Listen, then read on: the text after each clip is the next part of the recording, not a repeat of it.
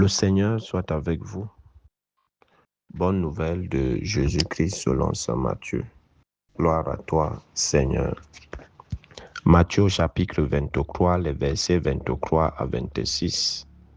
En ce temps-là, Jésus disait, « Malheureux êtes-vous, scribes et pharisiens hypocrites, parce que vous payez la dîme sur la menthe, le fenouil et le cumin, mais vous avez négligé ce qui est le plus important dans la loi, la justice, la miséricorde et la fidélité. Voilà ce qu'il fallait pratiquer sans négliger le reste. Guide aveugle, vous flirtez, vous filtrez le moucheron et vous avalez le chameau. Malheureux êtes-vous, scribes et pharisiens hypocrites, parce que vous purifiez l'extérieur de la coupe et de l'assiette, mais l'intérieur est rempli de cupidité et d'intempérance. Pharisiens aveugles, purifie d'abord l'intérieur de la coupe, afin que l'extérieur aussi devienne pur. Acclamons cette parole de Dieu. Louange à toi, Seigneur Jésus. Bien-aimés de Dieu, chers frères et sœurs en Christ, loué soit Jésus-Christ. Loué soit le saint nom de Jésus-Christ. Bien le bonjour à tout le monde. Ce matin, Jésus continue toujours ses reproches à l'endroit des pharisiens et des scribes hypocrites. Nous savons qu'hier, toujours, il y en avait des prises de bec entre Jésus et eux, parce que ceux-ci veulent toujours montrer qu'ils sont de très bonnes personnes. Et parfois, nous recherchons l'approbation du grand nombre, l'approbation des gens sur ce que nous sommes, sur ce que nous faisons, malgré que notre cœur est parfois noir et mauvais. À quoi ça sert une bonne action si le cœur est noir, est rempli de méchanceté? Cette action ne vaut absolument rien. Et c'est ce que saint Paul dit dans l'hymne à la charité. Je peux parler le langage des anges, je peux marcher sur l'air, je peux faire des miracles, je peux guérir, mais s'il me manque l'amour, tout cela ne sert à rien. Tout cela résonne comme un tonneau vide. Et ce sont les reproches de Jésus aujourd'hui. Malheureux êtes-vous, scribes et pharisiens hypocrites, parce que Jésus taxe d'hypocrites tous ceux qui font semblant devant les gens. Tous ceux qui font semblant d'être des anges, d'être des agneaux, d'être de bonnes personnes, mais au fond, c'est des loups. Au fond, ils sont d'une méchanceté inouïe. Au fond, ils ont un cœur tellement noir que si on entrait dans cette noirceur, même la torche n'allait même pas éclairer les ténèbres de nos cœurs. Alors, Jésus nous recadre ce matin, parce que en parlant de la dîme, Jésus dit, vous payez la dîme sur la menthe, le fenouil et le cumin. C'était les plantes aromatiques. Les plantes aromatiques, comme on a les condiments. La dîme n'était pas obligatoire, mais certains avaient une charité débordante, au point où ils allaient même à payer la dîme sur toute plante aromatique, sur tout condiment qu'ils vendaient. Et vous voyez le travail que ça peut faire, compter la dîme de ce que tu as gagné sur tes condiments. Elle n'était pas obligatoire. Mais Jésus apprécie vraiment que certains vont jusque-là. Ils vont jusque-là. Or, la dîme, c'est le 10e de tes revenus. Ça veut dire qu'après ta vente, que tu vendes la tomate, que tu vendes le plantain, que tu vendes les ignames, que tu vendes le pain, que tu vendes le piment et autres, le 10e de ce que tu as gagné de toutes tes ventes, c'est ça qui était prévu pour verser. Mais certains allaient jusqu'à payer la dîme sur tout ce qu'ils pouvaient vendre, jusqu'au condiment. Jusqu'au condiment. Pour dire que s'ils vendent le macabo et l'igname et le piment, ils paient la dîme sur le macabo, ils paient la dîme sur les revenus de l'igname, ils paient la dîme sur les revenus du piment qu'il a eu à vendre. Mais ce qui était demandé, c'est tout ce que cela t'a apporté, tu enlèves le 10e. Et c'est ce qu'on nous demande, le 10e de nos revenus, même comme aujourd'hui, on néglige cet aspect de la dîme. La dîme est obligatoire en fait. La dîme, c'est l'impôt du chrétien. Tout chrétien doit payer sa dîme, quels que soient tes revenus. Même si tu fais les warap et autres, tu dois payer ta dîme au Seigneur. Tu dois payer. C'est une tradition de l'Église. Jésus l'a prouvé et elle a continué. Mais aujourd'hui, la dîme est devenue facultative. La dîme est devenue facultative, mais la dîme ouvre des portes que vous ne pouvez pas imaginer, que vous ne pouvez même pas soupçonner. Que vous ne pouvez pas soupçonner. Parfois, c'est le non-respect des commandements de l'Église qui bloque beaucoup de choses dans nos vies. Parce que nous pensons que nous avons les droits dans l'Église, le droit à la messe, à la confession, au sacrement, le droit que le prêtre soit toujours à votre écoute, à votre disposition, qu'il réponde à temps et à contre-temps à vos attentes, à vos préoccupations, à vos soucis, qu'il dorme ou qu'il ne dorme pas, vous ne voulez pas savoir. Dès que vous écrivez, dès que vous appelez, il faut qu'il soit là. Dès que vous appelez pour l'onction, il faut qu'il court. Pour la confession, il faut qu'il laisse tout ce qu'il... Mais et vos devoirs de chrétien, est-ce que vous remplissez vos devoirs de chrétien? Non. Vous ne remplissez pas. Sur 10 chrétiens, peut-être que 2 les remplissent. Peut-être que 2 les remplissent. Et les 8 autres, on dit, je donne déjà la quête. Je donne déjà la quête. La quête, ce n'est pas la dîme. La quête, ce n'est pas ton denier du culte. La quête, ce n'est pas l'offrande que tu dois apporter à l'église le dimanche. Dieu n'est pas exigeant, mais en fonction de tes revenus, en fonction de ce que tu as. C'est tout ce que Dieu attend de nous. Tout ce que Dieu attend de nous. Il ne demande pas de faire l'impossible. Il ne demande pas. Mais tellement nous sommes calculateurs, nous pensons qu'il ne peut rien avoir pour Dieu. Rien à voir. Ça, c'est juste une parenthèse. Et dans cette parenthèse, j'ouvre une autre où quelqu'un demande l'argent à Dieu. Il dit, Seigneur, j'ai besoin de 10 000 pour résoudre un problème. Mais dans ces 10 000-là, si tu me les donnes, tu as tes 5 000. Tu as tes 5 000, donc on va faire moitié-moitié. Et en cours de route, le gars tombe sur 5 000. Il ramasse et il dit au Seigneur, vraiment, tu es fort. Je vois que tu as déjà pris tes 10. Je vois que tu as déjà pris tes 5 000.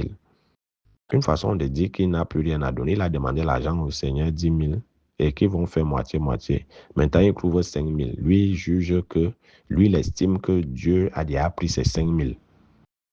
Et donc, dans les 5 000 qu'il a ramassés là, il n'y a plus la part de Dieu. Voilà comment on est.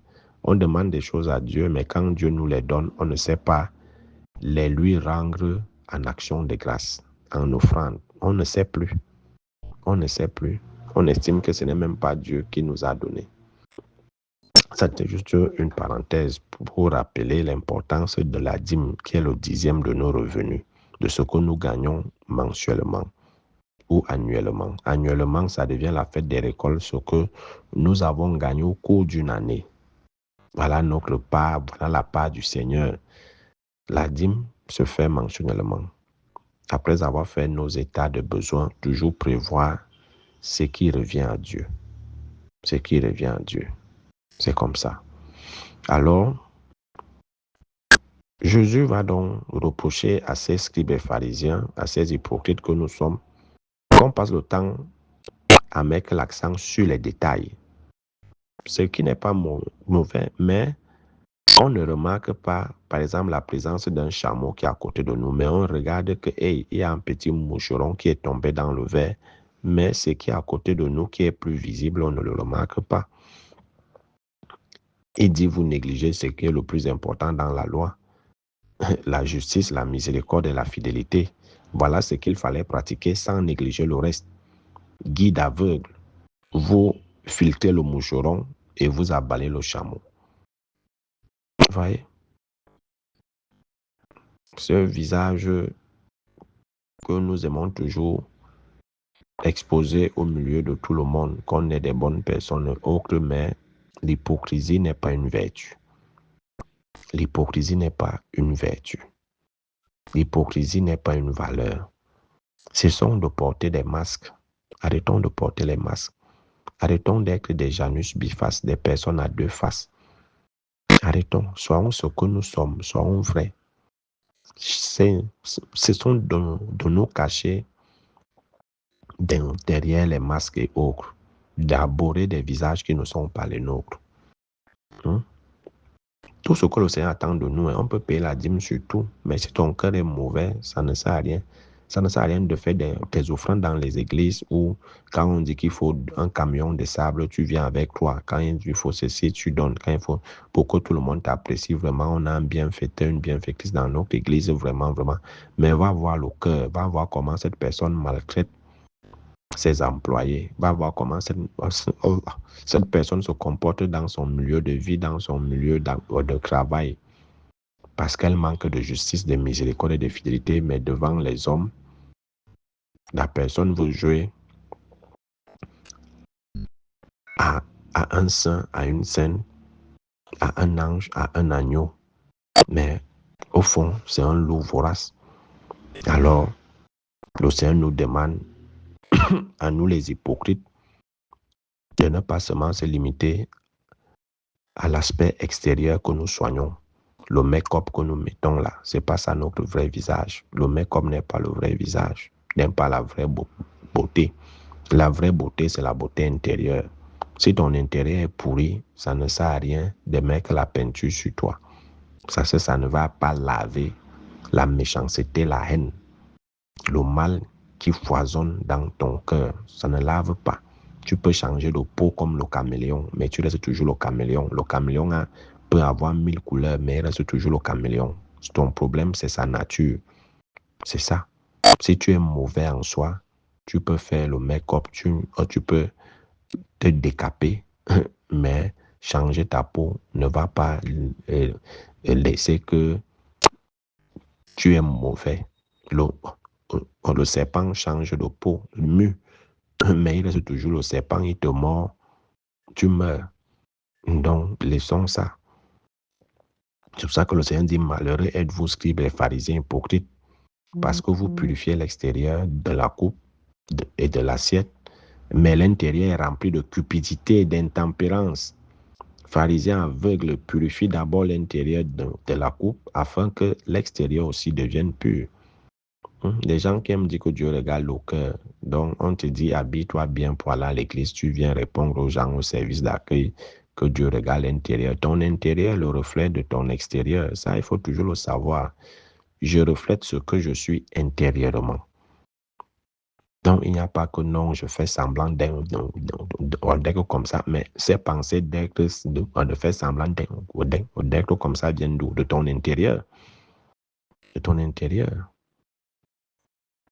Non, il faut soigner ton intérieur. Et l'océan le dit même, que ce qui sort de l'homme, c'est ce qui le rend impur. Les pensées perverses, tordues et autres, la méchanceté, la haine, c'est ça qui nous rend impurs. Donc, ce sont d'embellir l'aspect extérieur de nos vies, de nos visages et autres. Pourtant, au fond, nous sommes mauvais. Nous sommes méchants, nous sommes haineux. On déteste, on est jaloux, on est envieux. On ne veut que le chaos. Mais devant les gens, on joue aux saints, on joue aux bonnes personnes, aux personnes attentionnées, aux charitables, et ceci, et pourtant, au fond, on est mauvais. Nettoyons d'abord notre intérieur. C'est pour ça que les bains spirituels qu'on vous fait à gauche et à droite ne peuvent pas laver ton intérieur. Impossible. C'est l'intérieur qu'il faut purifier. C'est ça, parce que tout doit concourir au salut de notre âme. Tout doit concourir au salut de notre âme. Parce que le corps va rentrer à son état, à sa nature première qui est la poussière. Mais ton âme ira où? Qu'as-tu fait de ton âme? Ça ne sert à rien de chercher à plaire à tout le monde. Que vaut un homme de gagner le monde entier s'il vient à perdre son âme? À quoi ça sert de vendre son âme au diable pour être bien vu par les hommes, pour être applaudi, pour avoir le pouvoir, l'argent, la richesse, la gloire et autres? Mais si tu viens à perdre ton âme, et tous ceux qui ont toujours eu à faire ça, à travailler pour l'extérieur, ils sont toujours d'une méchanceté innommable. Et vous avez des preuves dans vos milieux dans vos milieux de vie. Ils sont nombreux à se concentrer sur l'aspect extérieur. Il faut toujours qu'on dise du bien d'être tout, mais au fond, ils sont méchants et mauvais. Et ils sont à l'origine de tous les coups bas. De tous les coups bas.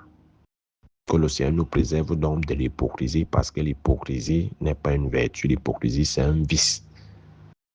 Nettoyons d'abord l'intérieur de notre couple qui est notre cœur.